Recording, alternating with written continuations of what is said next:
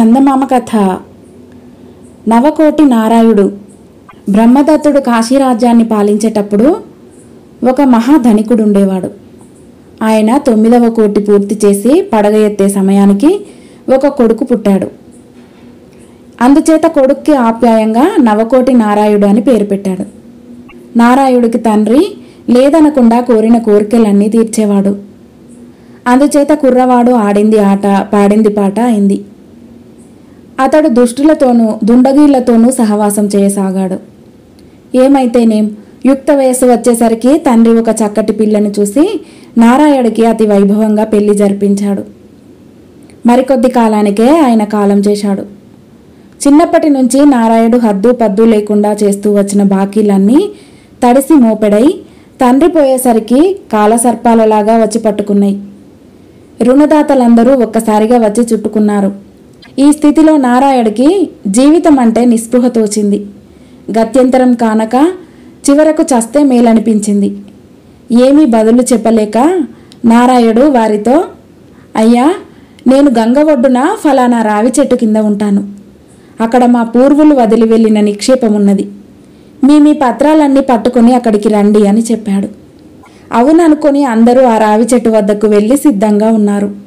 నారాయుడు నిక్షేపం కోసం వెతుకులాడుతున్నట్టు నడిరాత్రి వరకు అటూ ఇటూ తచ్చాడి వాళ్ళు ఆదమర్పుగా ఉండటం చూసి గభీమని గంగలోకి దుమికేశాడు.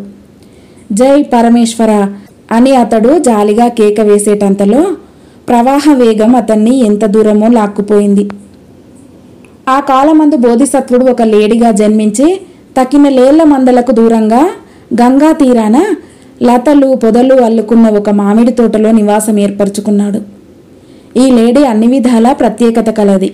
బంగారు శరీరఛాయ, లక్క వంటి కాళ్ళడెక్కలు, వెండి కొమ్ములు, రత్నపు పొల్లలాగా జిగజిగ మెరిసే చక్కటి కనులు, ఇటువంటి అపూర్వ సౌందర్యంతో ప్రకాశిస్తున్నది లేడీ. ఈ లేడీకి అర్ధరాత్రి సమయాన విపత్తులో ఉన్న ఒక మానవుడి ఆక్రందనం వినిపించింది. ఏమిటి దీనాలాపం అనుకుంటూ బంగారు లేడీ లేచి ఎదురీదిపోయి నారాయుడు వద్దకు చేరుకున్నది. నీకు వచ్చిన భయం లేదు నాయనా అంటూ అది వానికి ధైర్యం చెప్పి వానిని వీపు మీద ఎక్కించుకొని తీరం చేరుకుని తిన్నగా తన బసకు తీసుకుపోయింది. అతడు తేరుకునే వరకు ఆ లేడీ అరణ్యంలో నుంచి ఫలాదులు తెచ్చి నారాయుడికి ఆకలి దప్పులు తీర్చింది. తర్వాత ఒక రోజున, నాయనా, నిన్ను ఈ అరణ్యం దాటించి నీ రాజ్యానికి తోవ చూపిస్తాను, క్షేమంగా వెళ్ళు. అయితే ఒకే ఒక్క కోరిక, పట్టపు రాజు గాని మరే శ్రీమంతుడు గాని నిన్ను ఎంతగా ఆకర్షించినప్పటికీ ఫలానీ చోట బంగారు లేడి ఉన్నది అనే సంగతి మట్టుకు వెల్లడించవద్దు. ఇదే నా కోరిక అని చెప్పింది. సరేనన్నాడు నారాయుడు. ఈ వాగ్దానం నమ్మి బంగారు లేడి వానిని తన వీపుపైన ఎక్కించుకొని కాశీరాజ్యానికి పోయే బాట మీద వదిలిపెట్టింది. సరిగ్గా నారాయుడు కాశీపట్టణం చేరుకున్న రోజునే ఒక చిత్రం జరిగింది. అంతకు క్రితం రాత్రి పట్టపురానికి కలలో ఒక సుందరమైన బంగారు లేడి కనిపించి ధర్మబోధ చేసిందట. రాణి తన భర్త వద్దకు వచ్చి, అసలు లోకంలో ఉండకపోయినట్టయితే ఇటువంటి లేడి రూపం నాకెందుకు కనబడుతుంది? ఉండే తీరాలి. దాన్ని వెంటనే నాకు పట్టి తెస్తేనే తప్ప జీవాలు నిలవవు అంటూ పట్టుబట్టింది. తక్షణమే రాజు సభ తీర్చాడు, సలహాలు చేశాడు. చివరకు చేసిన ఏర్పాటు ఏమంటే, ఒక ఏనుగు మీద అంబారీ, అంబారీలో బంగారు బరిణె, బరిణె లోపల 1000 మొహరీలు.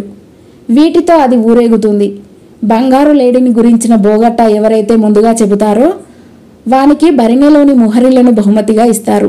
ఈ విధమైన ఒక ప్రకటన స్వర్ణపత్రం మీద లిఖింపించి సేనాని ఊరూరా దండోరా వేయించాడు. సరిగ్గా ఈ దండోరా వేసే సమయానికే నారాయుడు కాశీనగరంలో అడుగుపెట్టాడు. అతడు సేనాని వద్దకు వచ్చి, అయ్యా, మీకు కావలసిన ఆ బంగారు లేడిని గురించి నాకంతా తెలుసు. నన్ను ప్రభువు దగ్గరకు తీసుకుపోండి, మనవి చేస్తా అన్నాడు. తర్వాత నారాయణుడు రాజును పరివారాన్ని వెంటబెట్టుకుపోయి బంగారు లేడి నివసించే ఏకాంత స్థలం చూపించి తను అల్లంత దూరాన నిలబడ్డాడు. రాజుగారి పరివారం ఒక్కసారిగా గొల్లుమని కేకలేశారు. లేడి రూపంలో ఉన్న బోధిసత్వుడు ఆ శబ్దం విన్నాడు. ఎవరో గొప్ప అతిథి వచ్చి ఉండాలే, స్వాగతమిద్దాం అనుకుంటూ అతడు లేచి అందరినీ తప్పించుకొని తిన్నగా రాజు నిలబడ్డ చోటికి పోబోయాడు. లేడీ యొక్క వేగానికి రాజు ఆశ్చర్యపోయాడు. విల్లాములు తీసుకొని లేడీకి ఎక్కుపెట్టాడు. అప్పుడు లేడీ ఇలా అన్నది, రాజా ఆగు, తొందరపడకు, నా ఉనికిని గురించి నీకు చెప్పిన వారెవరు? రాజు చెవులకు ఈ మాటలు అమృతతుల్యంగా వినబడినాయి. ఆయనకు తెలియకుండానే విల్లమ్ములు కింద పడినాయి. నిదానమైన మధురస్వరంతో బోధిసత్వుడు, రాజా నా ఉనికిని నీకు తెలిపినదెవరు అని మళ్ళీ ప్రశ్నించాడు. రాజు నారాయణుడిని వేలు పెట్టి ఆనవాళ్లు చూపించాడు. అప్పుడు బోధిసత్వుడు ఇలా ధర్మం చెప్పాడు. లోకంలో మానవుణ్ణి మించిన కృతజ్ఞుడు లేడని శాస్త్రాలు చెప్పిన మాట నిజం. జంతు భాష తెలుసుకోవచ్చు, పక్షి భాష తెలుసుకోవచ్చు, కానీ మనిషి మాట అర్థం చేసుకోవటం బ్రహ్మతరం కాదు అంటూ తను నారాయణుడిని రక్షించి అతని వద్ద నుంచి వాగ్దానం తీసుకున్న వృత్తాంతమంతా రాజుకు వివరించాడు. రాజు ఉగ్రుడై, ఇదా సమాచారము? ఇటువంటి కృతజ్ఞుడు మహాపాపి, ఈ లోకానికి పీడ. ఒక్క బాణంతో వీణ్ణి హతమారుస్తాను అని బాణం తీశాడు. బోధిసత్వుడు ఆయనను వారించి, రాజా చంపవద్దు, ప్రాణం తీస్తే ఏముంది, బ్రతికి ఉంటే ఏనాటికైనా వాడికే బుద్ధి వచ్చి బాగుపడతాడు.